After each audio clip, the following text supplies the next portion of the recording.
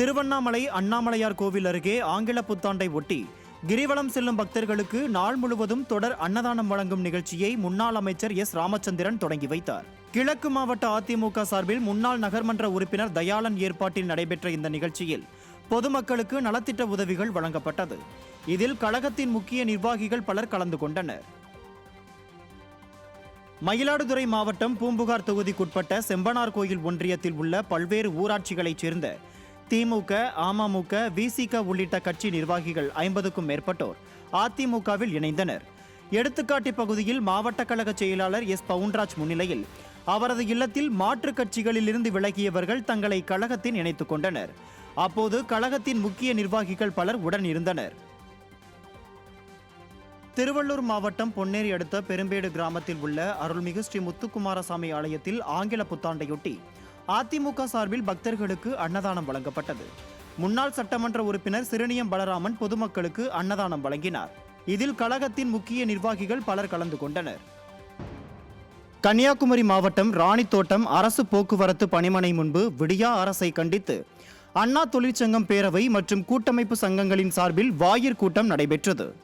அண்ணா தொழிற்சங்க நாகர்கோவில் மண்டல செயலாளர் விஜயகுமார் தலைமையில் நடைபெற்ற இக்கூட்டத்தில் திரளானோர் கலந்து கொண்டனர். கூட்டத்தில் போக்குவரத்து தொழிலாளர்களின் 15வது ஊதிய உயர்வு ஒப்பந்தம் பேச்சுவார்த்தை நடைபெறாததை கண்டித்தும், ஓய்வு பெற்ற தொழிலாளர்களின் டிஏ உயர்வு மற்றும் நிலுவைத் தொகையை வழங்க கோரியும், பழைய பென்ஷன் திட்டத்தை நடைமுறைப்படுத்த வேண்டும் உள்பட பல்வேறு கோரிக்கைகளை வலியுறுத்தி கண்டன கோஷங்கள் எழுப்பப்பட்டன.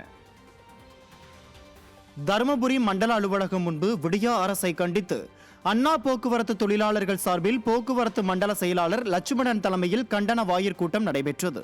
இதில் தொழிலாளர்களின் பணிச்சுமையை குறைக்கும் வகையில் காலிப்பணியிடங்களை உடனடியாக நிரப்ப வேண்டும் உள்ளிட்ட பல்வேறு கோரிக்கைகளை வலியுறுத்தி விடியா அரசை கண்டித்து கண்டன கோஷங்கள் எழுப்பப்பட்டன.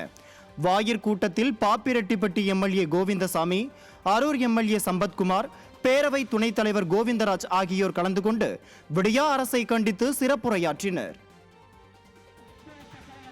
தூத்துக்குடியில் தமிழ்நாடு அரசு போக்குவரத்து கழக மண்டல அலுவலகம் முன்பு 12 அம்ச கோரிக்கைகளை வலியுறுத்தி அண்ணா தொழிற்சங்க போக்குவரத்து தொழிலாளர்கள் கண்டன ஆர்ப்பாட்டத்தில் ஈடுபட்டனர். மண்டல செயலாளர் கல்விக்குமார் தலைமையில் நடைபெற்ற ஆர்ப்பாட்டத்தில் அண்ணா தொழிற்சங்க பேரவை பொருளாளர் அப்துல் ஹமீது உள்பட பலர் கலந்து கொண்டனர். ஆர்ப்பாட்டத்தில் போக்குவரத்து தொழிலாளர்களை அரசு ஊழியர்களாக்கி உடனடியாக ஆணை வெளியிட வேண்டும் உள்ளிட்ட 12 அம்ச கோரிக்கைகள் வலியுறுத்தப்பட்டது.